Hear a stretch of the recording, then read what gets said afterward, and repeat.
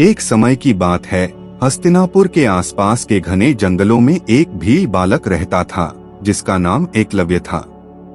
वह बचपन से ही अत्यंत जिज्ञासु, परिश्रमी और साहसी था।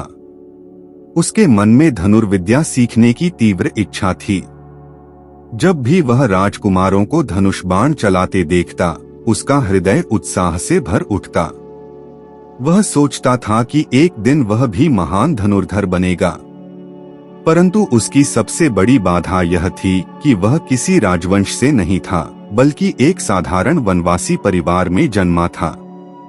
एक दिन उसने सुना कि गुरु द्रोणाचार्य हस्तिनापुर के राजकुमारों, कौरवों और पांडवों को धनुर्विद्या सिखा रहे हैं। एकलव्य ने निश्चय किया कि वह भी उनसे शिक्षा प्राप्त करेगा। वह कई दिनों की यात्रा करके गुरु द्रोणाचार्य के आश्रम पहुंचा। वहां पहुंचकर उसने विनम्रता से गुरु के चरणों में प्रणाम किया और उनसे निवेदन किया कि वे उसे भी अपना शिष्य बना लें। गुरु द्रोणाचार्य ने उसे ध्यान से देखा। एकलव्य के वस्त्र साधारण थे और वह वनवासी जाति से था। उस समय की सामाजिक व्यवस्था के कारण द्रोणाचार्य ने उसे शिष्य बनाने से मना कर दिया। उन्होंने कहा कि वे केवल राजकुमारों को ही शिक्षा देते हैं। यह सुनकर एकलव्य का हृदय टूट गया, परंतु उसने हार नहीं मानी। उसने गुरु को प्रणाम किया और चुपचाप वहां से लौट गया। जंगल में लौटकर उसने एक अद्भुत निर्णय लिया। उसने मिट्टी से गुरु द्रोणाचार्य की एक प्रतिमा बनाई और उसे अपना गुरु मान लिया। वह प्रतिमा के सामने खड़ा होकर प्रतिदिन अभ्यास करने लगा। वह स्वयं ही धनुष बाण बनाता, लक्ष्य तय करता और दिन रात अभ्यास करता। उसकी लगन इतनी प्रबल थी कि धीरे धीरे वह एक महान धनुर्धर बन गया। उसकी एकाग्रता और परिश्रम ने उसे उस स्तर तक पहुंचा दिया जहां पहुंचना किसी के लिए भी आसान नहीं था। एक दिन गुरु द्रोणाचार्य अपने शिष्यों के साथ जंगल में आए। उनके साथ अर्जुन भी था, जो उनका प्रिय शिष्य था और जिसे वे संसार का सर्वश्रेष्ठ धनुर्धर बनाना चाहते थे। अचानक उन्होंने देखा कि एक कुत्ता बिना भौंके खड़ा है और उसके मुंह में कई बाण इस प्रकार लगे हुए हैं कि उसे कोई चोट भी नहीं आई है। यह अद्भुत कौशल देखकर सभी आश्चर्यचकित रह गए।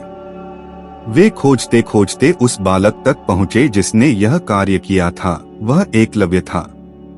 द्रोणाचार्य ने उससे पूछा कि उसे यह अद्भुत विद्या किसने सिखाई। एकलव्य ने विनम्रता से उत्तर दिया कि आप ही मेरे गुरु हैं।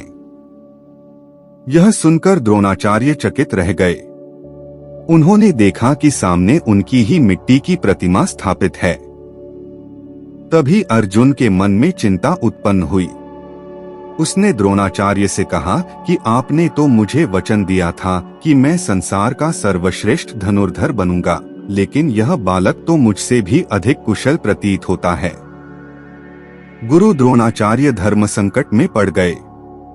एक ओर उनका वचन था और दूसरी ओर एकलव्य की अद्भुत प्रतिभा और भक्ति। तब द्रोणाचार्य ने एक निर्णय लिया। उन्होंने एकलव्य से कहा कि यदि तुम मुझे अपना गुरु मानते हो तो तुम्हें मुझे गुरु दक्षिणा देनी होगी। एकलव्य ने बिना किसी हिचकिचाहट के कहा कि गुरुदेव, आप जो भी मांगेंगे मैं अवश्य दूंगा। द्रोणाचार्य ने कहा, मुझे तुम्हारा दाहिना अंगूठा चाहिए। यह सुनकर वहां उपस्थित सभी लोग स्तब्ध रह गए। एकलव्य के लिए यह उसके जीवन का सबसे कठिन क्षण था, क्योंकि अंगूठा धनुर्विद्या के लिए अत्यंत महत्वपूर्ण होता है। अंगूठा कट जाने के बाद वह कभी भी पहले जैसा धनुर्धर नहीं बन सकता था। लेकिन एकलव्य के मन में अपने गुरु के प्रति अटूट श्रद्धा थी। उसने बिना एक पल भी सोचे अपने दाहिने हाथ का अंगूठा काटकर द्रोणाचार्य के चरणों में अर्पित कर दिया।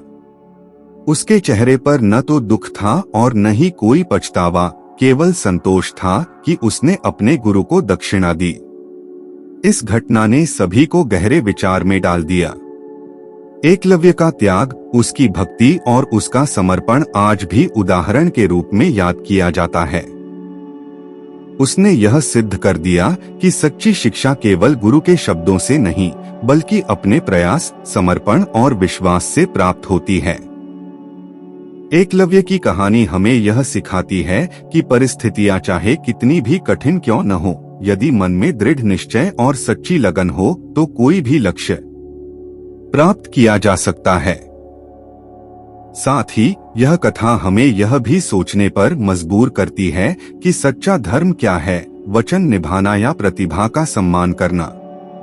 आज भी जब हम एकलव्य का नाम लेते हैं तो उसके त्याग और समर्पण की छवि हमारे सामने उभर आती है।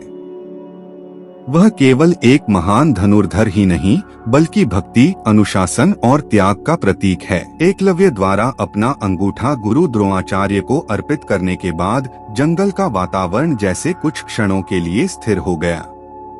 वहां उपस्थित सभी लोग उसकी इस महान गुरु भक्ति और त्याग को देखकर स्तब्ध रह गए।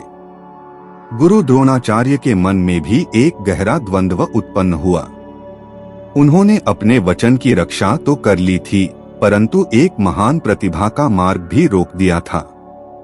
अर्जुन चुप खड़ा था, उसके मन में संतोष और हल्का सा अपराध बोध दोनों ही भाव एक साथ चल रहे थे। एकलव्य ने अपने घाव की ओर देखा, फिर शांत भाव से मुस्कुराया। उसके चेहरे पर पीड़ा की रेखाएं अवश्य थीं, लेकिन उसके भीतर कोई शिकायत नहीं थी। उसने अपने गुरु की प्रतिमा के सामने प्रणाम किया और मन ही मन कहा, गुरुदेव, आज मैंने अपनी सबसे प्रिय वस्तु आपको अर्पित की है। अब मेरा जीवन भी आपकी ही प्रेरणा से आगे बढ़ेगा। इसके बाद एकलव्य ने अपने अभ्यास को पूरी तरह छोड़ नहीं दिया। यद्यपि अब वह पहले जैसा धनुर्धर नहीं बन सकता था, फिर भी उसने हार नहीं मानी। उसने अपने शेष उंगलियों से धनुष चलाने का प्रयास किया। शुरुआत में यह अत्यंत कठिन था। बाण सही दिशा में नहीं जाते थे और उसकी गति भी बहुत धीमी हो गई थी, परंतु उसकी लगन पहले जैसी ही अटूट थी। दिन बीतते गए और एकलव्य ने धीरे धीरे नई विधि से अभ्यास करना शुरू किया। उसने अपने शरीर और मन को फिर से ढालने का प्रयास किया। वह जानता था कि वह अब अर्जुन जैसा नहीं बन पाएगा, लेकिन उसने यह ठान लिया कि वह अपनी क्षमता के अनुसार सर्वश्रेष्ठ बनेगा। उसकी यही दृढ़ता उसे दूसरों से अलग बनाती थी। समय के साथ एकलव्य अपने समुदाय में एक प्रेरणा बन गया। वह बच्चों को शिकार करना, आत्मरक्षा करना और अनुशासन सिखाने लगा। उसने उन्हें यह भी सिखाया कि सच्ची शक्ति केवल बाहुबल में नहीं, बल्कि मन की स्थिरता और आत्मविश्वास में होती है। उसकी कहानी दूर दूर तक फैलने लगी। लोग उसके त्याग और समर्पण की चर्चा करने लगे। दूसरी ओर गुरु द्रोणाचार्य भी इस घटना को कभी भूल नहीं पाए। जब भी वे अर्जुन को शिक्षा देते, उनके मन में एकलव्य की छवि उभर आती।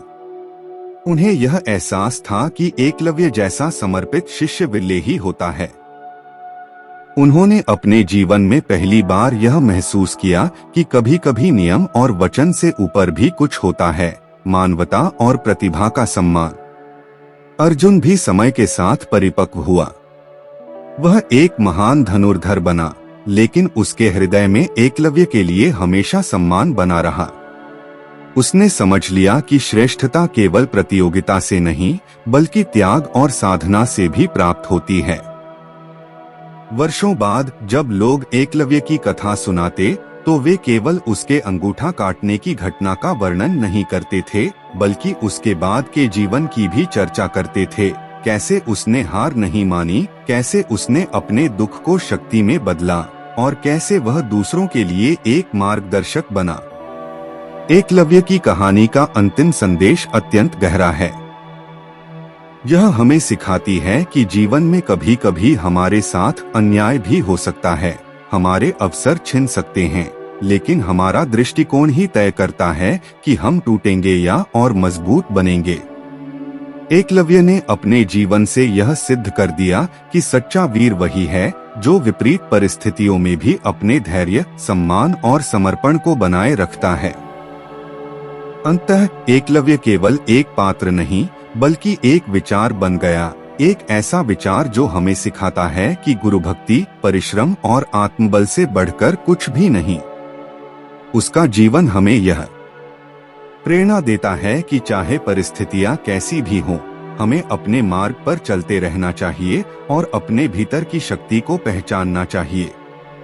इसीलिए आज भी जब त्याग, समर्पण और सच्ची निष्ठा की बात होती है तो एकलव्य का नाम आदर के साथ लिया जाता है। हमारी अगली कहानी में हम जानेंगे महाभारत के और भी रहस्य, इसलिए सब्सक्राइब करना न भूलें। तब तक के लिए बोलिए जय श्री राधा कृष्ण, राधा राधा।